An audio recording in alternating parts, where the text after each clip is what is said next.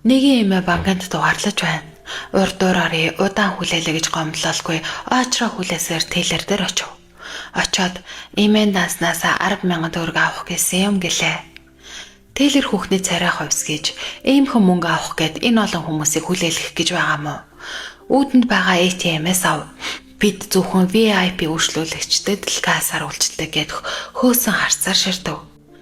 Эмээ тийм том хүмүүс үйлчлдэг гэж мэдсэнгүй нийгэмд миний очир ирснэх эмээ 10,000 төгрөг аваад л явчмаар байна гэсэн тэлэр төвөгшөөсөн хിവэр ATM-ууд дахиад заалаа. Энэ процессыг салбарын захирал нь харж суусан ч ямар нэгэн үйлдэл хийсэнгүй. Эмээ ч жаахан бодож сууснаа. За тэгвэл даасан дах бүх мөнгө авъя гэд иргэний үнэмлэхээ өглөө. Тэлэр дуртай дургуудаасыг нь шалгалаа.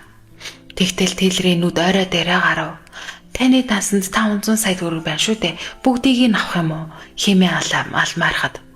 Тийм ээ хэмээн эмээ 50-нар хариулав. Банкнд нам гүн боллоо. Салбарын захирал төвийг сагсан хിവэр л суун. Банкнд тийм хэмжээний мөнгө байгаагүй тул цаг аваад маргааш ирэхийг тэллэр хүсв. Эмээд ийм хариулт таалагдаагүй тул тэгвэл хэдийг авч болох вэ? 5 сая хүртэл авч болно. Тийм бол эмээ 4 сая 990 мянгыг л авъя. Тэлэр сейфнээсээ тус мөнгийг тоолж өгөөд танд өөрөөр яаж туслах вэ хэмээн ээлдэг гэгч нь асуулаа.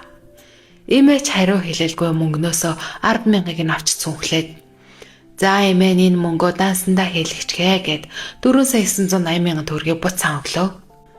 Тэлрийн ам нь хангааж нүдэн дахиад орой тэрэ гарав. Энэ үйл явдлыг харж зогссон үйлчлүүлэгчид бүгд алгаа ташаад явчихлаа. Банкны ажил нь дууссаны дараа эмээ тэлэрт хандаж та нар миний мөнгийг өгч чадваргүй л юм байна. Буурал миний цаг хугацаа залуус та нарынхаас илүү үнцэнтэй юм шүү. Миний мөнгө зүгээр л байшиж байснараа танай банкнд сард хичнээн төгрөгийн орлого авчирч байгааг хэлээд жахав. Маргааш хүүгээ явуулж бүх мөнгөө өөр банк руу шилжүүлнэ. Өрсөлдөгч чинь надад арай өөр үйлчлэх байх гэж тайван хэлээд эмээ намс алхасаар гарч одлоо. Энэ үед энт тэнд ажлын утсан зэрэгцэн хангинлаа. Салбарын захирал тэлрүүдтэйгээ хамт гүйлдээд жунлаа. Бодвол төв салбраас нь л ярьж байгаа биз. Ахмад хүний үгийг бүгд орд үз. Залуус та нарын олж чадаагүй уур ухаан чинь Ахмад буурлуудын ширхэг ус бүрс шингэсэн байдаг юм. Тиймээс тэднээс зөвхөн суралц. Тэднийгээ зөвхөн сонс. Хүн төрлөختөн хөгжиж ирсний учраа нь л энэ юм. За жасраа баяр жаргал гэдэг хүний бичвэрийг та бүхэнд уншиж хүргэлээ.